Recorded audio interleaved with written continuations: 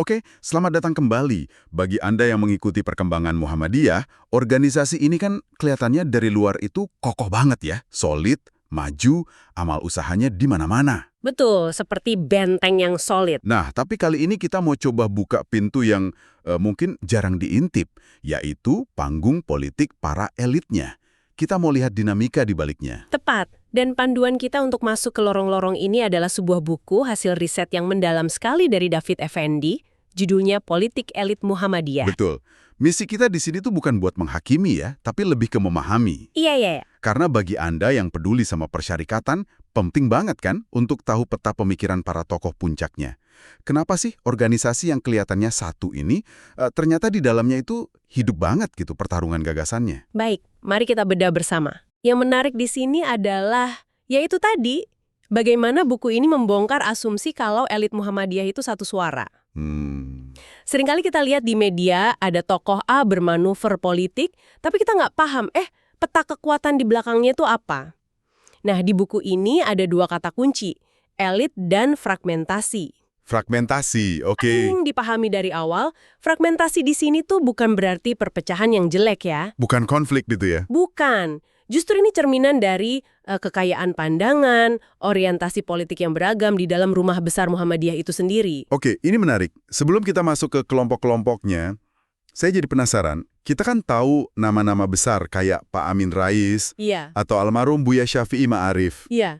Tapi kan sumber pengaruh mereka itu rasanya beda banget. Jauh. Yang satu lewat politik praktis, yang satunya lagi lewat tulisan-tulisan yang adem gitu. Nah, buku ini jelasin nggak sih sumber kekuatan yang beda-beda ini? Pertanyaan bagus sekali, dan itu langsung ke intinya. Jadi penulisnya ini pinjam kacamata dari pemikir Prancis, Pierre Bourdieu. Oh, Bourdieu, oke. Dia bilang kalau kekuasaan atau pengaruh itu bukan cuma soal jabatan atau uang. Ada mata uang lain. Nah, konsep ini yang disebut modalitas. Modalitas. Ini kayak di video game aja ya. Ada karakter yang kuat karena strength-nya, duitnya banyak. Ada yang kuat karena magic atau ilmunya. Ada juga yang kuat karena punya banyak teman atau allies. Gitu bukan sih? Haha, analogi yang pas sekali. Persis seperti itu. Dan penulis memetakannya jadi 3 modal utama di kalangan elit Muhammadiyah. Pertama, yang paling kelihatan, modal sosial. Jaringan ya. Desa itu luar biasa. Ditambah lagi status ketokohan seseorang, entah dia ulama, cendekiawan, itu modal yang gede banget. Lalu yang kedua, pasti model ekonomi. Tentu, kekayaan pribadi, akses ke sumber daya, dukungan dari pengusaha Muhammadiyah. Tapi, di sini ada poin kritis dari buku ini. Apa itu? Banyak elit Muhammadiyah itu kan dari kelas menengah terdidik. Secara ekonomi mereka mapan, tapi belum tentu cukup kuat buat bertarung di politik praktis zaman sekarang yang biayanya kan Wah, tinggi sekali. luar biasa tinggi. Ini mungkin bisa jadi salah satu penjelasan kenapa Muhammadiyah, walau basis masanya raksasa, selalu mikir-mikir dulu buat usung capres sendiri. Masuk akal, masuk akal. Itu dilema strukturalnya ya. Tepat.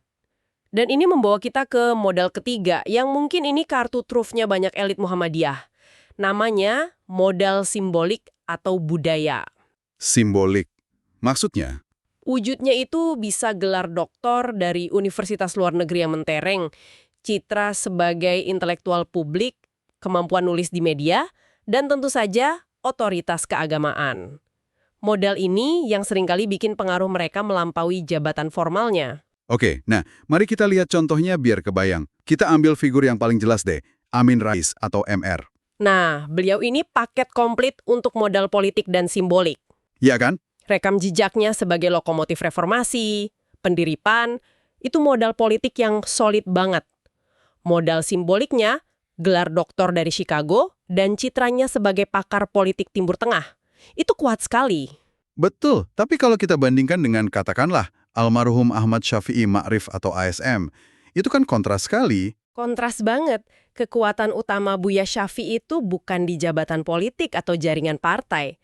Pengaruhnya itu murni dari modal simbolik dan moral. Integritasnya ya? Integritas, tulisan-tulisannya yang menyejukkan di koran, rasanya kayak oase gitu di tengah politik yang panas. Pengaruhnya lebih cair, nggak terikat satu gerbong. Perbedaan yang tajam banget. Lalu gimana dengan figur seperti Din Syamsuddin? Beliau ini jalurnya unik kayaknya. Sangat unik. Modalitas Pak Din itu hasil persilangan. Secara sosial, latar belakangnya dari Gontor, terus pernah aktif di IPNU. Itu kan organisasi pelajar NU ya. Oh iya betul. Ini memberinya jaringan yang melampaui batas-batas Muhammadiyah. Itu modal sosial yang langka. Secara simbolik, gelar doktor dari UCLA dan pengalamannya di Golkar dulu memberinya modal politik dan intelektual yang khas. Kombinasi ini yang bikin manuvernya sering susah ditebak. Oke. Kalau kita cari figur yang kekuatannya itu justru datang dari dalam organisasi itu sendiri. Sebagai penjaga ideologi gitu. Siapa contohnya? Tanpa ragu, buku ini nunjuk ke Haidar Nasir. Beliau ini representasi elit dengan modalitas ideologis murni. Kader tulen ya? Kader tulen, merintis dari IPM, dari bawah. Kekuatan utamanya bukan manuver politik di luar, tapi pemahamannya yang dalam soal organisasi dan tulisannya di Suara Muhammadiyah. Beliau ini dikenal sebagai penjaga hitah. Satu lagi yang menarik, almarhum Ustadz Yunahar Ilyas. Di tengah elit Muhammadiyah yang banyak lulusan barat, beliau ini warnanya beda. Tepat sekali. Modalitas utama Ustadz Yunahar itu modal simbolik keagamaan yang sangat kuat. Latar belakang pendidikannya dari Riyadh, Arab Saudi. Ah, oke. Itu memberinya otoritas sebagai ulama dengan pemahaman teks klasik yang dalam. Kehadirannya itu jadi penyeimbang penting.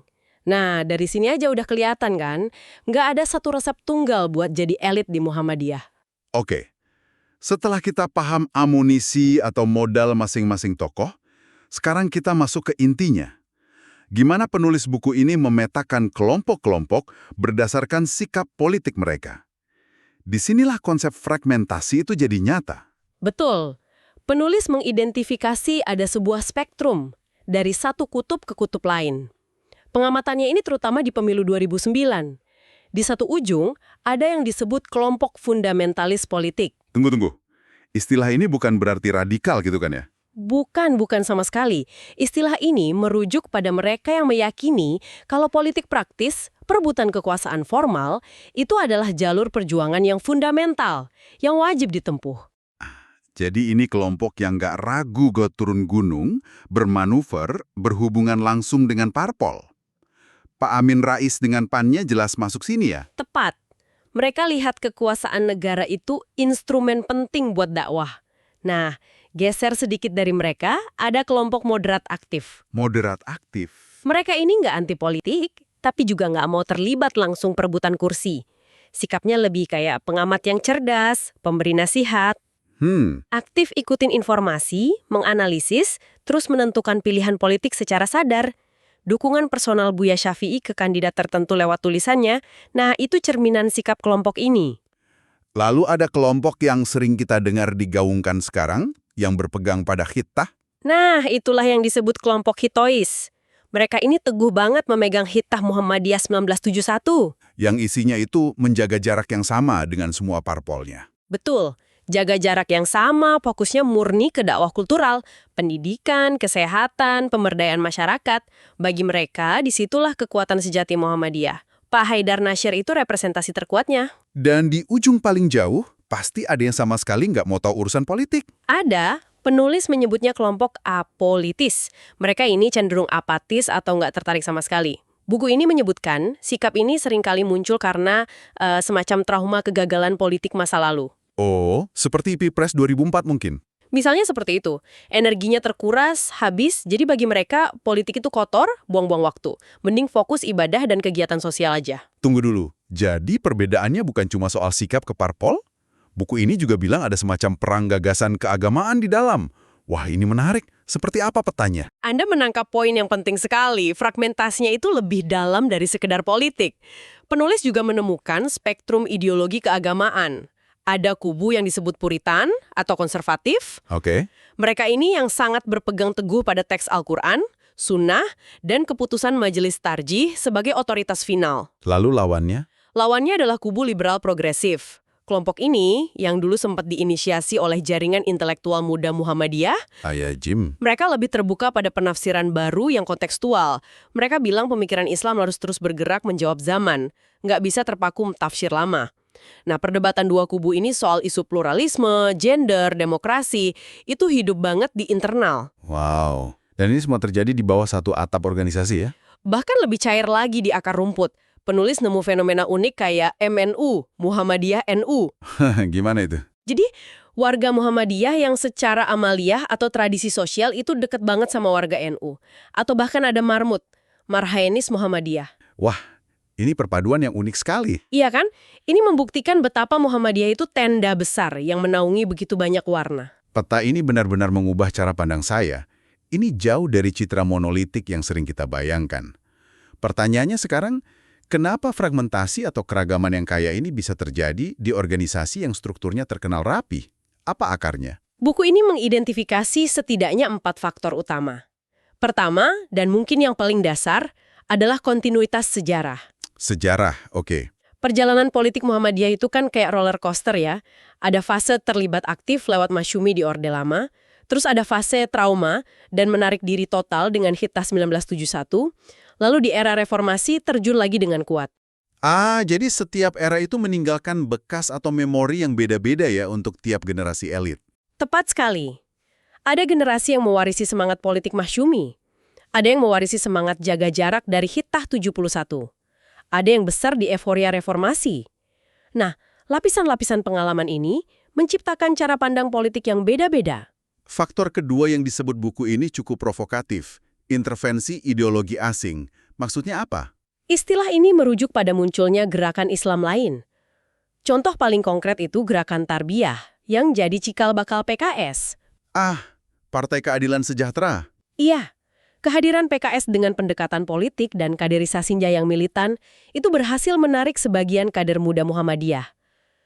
Ini akhirnya menciptakan semacam kompetisi ideologis dan politik di internal. Saya penasaran, kenapa ideologi dari luar ini bisa merembes masuk?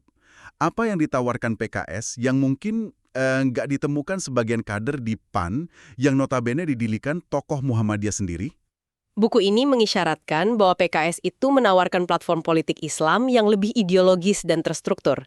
Mungkin ini menarik bagi aktivis muda yang ingin perjuangan politik yang lebih tegas. Sementara PAN lebih terbuka dan nasionalis ya? Betul.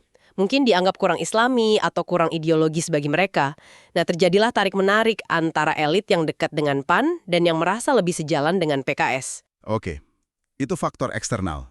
Lalu dari dalam? Nah, faktor ketiga ini ironisnya justru datang dari kekuatan Muhammadiyah sendiri. Desain organisasi yang inklusif dan otonom. Maksudnya? Seperti yang tadi kita sebut, Muhammadiyah itu kan rumah besar. Selain itu, organisasi di bawahnya seperti Pemuda Muhammadiyah, IMM, itu punya otonomi yang luas. Mereka bisa punya sikap politik sendiri yang kadang beda, bahkan berseberangan dengan pimpinan pusat. Wah, jadi kekuatan Muhammadiyah sebagai rumah besar yang demokratis ini sekaligus jadi sumber dinamika internalnya yang tinggi ya? Persis. Itu dua sisi dari mata uang yang sama. Dan faktor terakhir yang nggak bisa kita pungkiri di politik manapun adalah pragmatisme politik elit. Kepentingan pribadi gitu. Sederhananya begitu. Kepentingan pribadi atau kelompok untuk meraih jabatan, pengaruh, lewat jalur politik praktis. Ambisi personal ini kadang bisa bentrok dengan garis organisasi dan akhirnya menciptakan faksi-faksi dukungan. Jadi kalau kita rangkum, ada jejak sejarah, ada persaingan ideologi dari luar, ada desain organisasi yang memang longgar, plus kepentingan pragmatis para pemainnya. Kombinasi ini yang bikin ekosistem politik internalnya kompleks banget. Betul. Jelas sekali memandang elit Muhammadiyah sebagai satu blok yang seragam itu keliru besar. Dan ada satu pola menarik yang disorot buku ini. Apa itu? Kegagalan berulang dalam politik praktis, kayak di pemilu 2004 dan 2009, itu seringkali jadi amunisi bagi kelompok hitois dan apolitis. Jadi pembenaran buat mereka ya? Iya. Suara mereka untuk kembali ke barak, fokus ke dakwah dan amal usaha, jadi makin nyaring setelah ada kekalahan politik. Tapi di sisi lain, kelompok yang pro-politik praktis pasti nggak tinggal diam kan? Tentu tidak. Bagi kelompok fundamentalis politik, kegagalan itu bukan alasan buat mundur. Justru itu dianggap laboratorium politik yang berharga. Oh, sebagai pelajaran ya? Betul, kekalahan itu pelajaran untuk menyusun strategi yang lebih baik di masa depan. Nah, pertarungan narasi antara trauma politik versus laboratorium politik, inilah yang kayaknya akan terus mewarnai dinamika internal Muhammadiyah ke depan. Jadi, apa artinya semua ini untuk Anda yang menyimak? Memahami fragmentasi ini bukan untuk cari-cari kelemahan, tapi justru untuk mengapresiasi kompleksitas dan kedewasaan organisasi ini. Betul. Ini membawa kita pada sebuah pertanyaan penutup untuk Anda renungkan. Setelah mendengar semua ini, Coba Anda pikirkan, apakah keragaman pandangan politik di kalangan elit Muhammadiyah ini pada akhirnya adalah sebuah kelemahan yang menghambat gerak cepat organisasi? Van melintasi berbagai zaman yang terus berubah. Jawabannya mungkin akan menentukan kemana arah persyarikatan ini di masa depan.